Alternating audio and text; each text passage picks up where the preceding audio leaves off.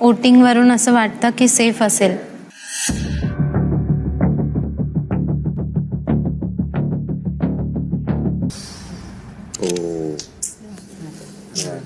राधा, आपला ह्या घरातला प्रवास इथे संपतोय.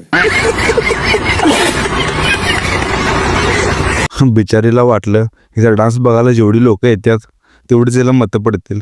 पहिल्याच आठवड्यात बाहेर पडल्या. अगं बाई, लोक फक्त तुझा डान्स बघायला येतात. जी पोरं येतात ना तुझ्या शोला, ती पोरं फक्त तुझी कंबर बघायला येतात. तुझा चेहरा पण बघायला येत नाहीत ती, कारण तुझा बिना मेकअप चेहरा लोकांनी बघितलाय. तुझा मेकअप केलेला चेहरा आणि ओरिजिनल चेहरा याच्यामध्ये जमीन आसमानाचा फरक आहे. माकड तोंडे. ही कोणी माझं स्टेटमेंट करून सांगणार की मी बोलले. आता हे दुसरी चेहराचं नाव काय ते? हा, तन्वी कोलते. हिने तर बिग बॉसच्या घरात आल्यापासून जे तोंडाचा पट्टा चालू केलाय ते अजून नाही थांबला. मग हे का सोचतंय, हे का सोचतंय, ह्याच्या डोक्यात का चाललंय ते सोचा सोची? हा, सोचा सोचीनी बोचा बोची. सोचा सोच्याने बोचाबोची. कोणाची बोचाबोची चालू आहे तिथे? इथे आल्यापासून सगळे बोचाबोचीच करतात. आयला आता कोणाचा बोचा आणि कोणाची बोची आहे ते बघा. कशाला उगाच करायचं, उगाच कशाला दुसऱ्याला बोचायचं, घाणेरडे शब्द वापरून कशाला बोचायचं दुसऱ्याला? काय रे एकमेकांना बोचताय तुम्ही? जर आता ते बोचा आणि बोची बंद करा. म्हणून काही लोक एकटी असतात. हे तुझ्या नेचरमुळे. इथे सगळ्यांना सांगते, माझ्या कॅरेक्टरवर जायचं नाही. सगळ्यांना माहितीये. अगं, माझा संपला विषय. अरे काय चॉलाई येड्यासारखे ओरडतायत. अर्ध्या तन्वीच्या गोळ्या वगैरे चुकल्यात का बघा रे. खोळ्यासारखं बोंबलतीये आणि ती दीपाली सुद्धा किती बोंबलतीये आणि लोकांना हे बघायला आवडते. मला तर हेच कळत नाहीये, हे बिग बॉस आणि टीव्ही सिरियल बघणारे लोक यांना मेंदू असते का नाही काय माहिती. येड्यासारखं काही बघतात. हे तन्वी एवढं ओरडते, तिच्यापेक्षा जास्त ती दीपाली बोंबलते आणि तिच्यापेक्षा जास्त विशाल बोंबलते. ती विशाल तर बिग बॉसच्या घरात सोडलेला रेडा आहे. रेड्यासारखं फिरते इकडे तिकडं आणि रेड्यासारखं ओरडते तिच्या आईला.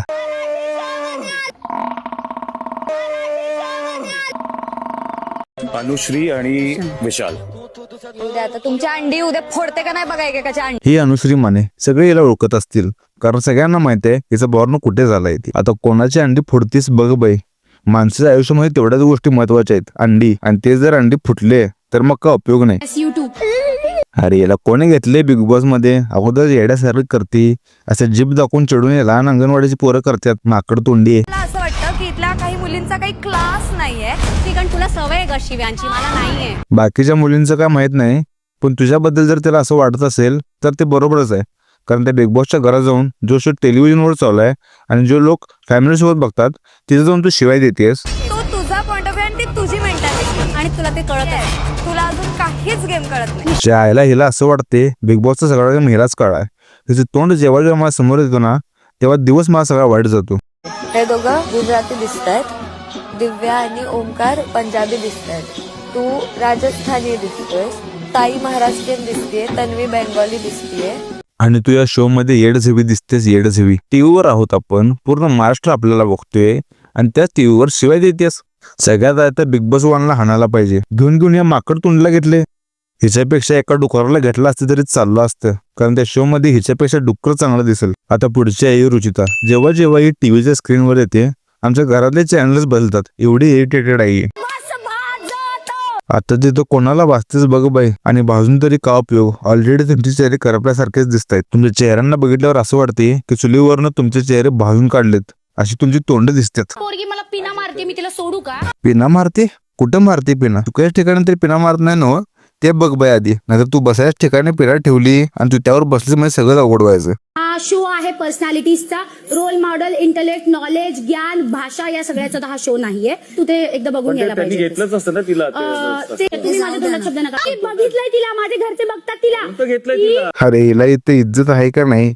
कोणी हिची कळते. I am intellectual person. Oh my, परत इंटलेक्ट वर आली तू. तू कोण ठरवणार कोणाचा इंटलेक्ट काय आहे?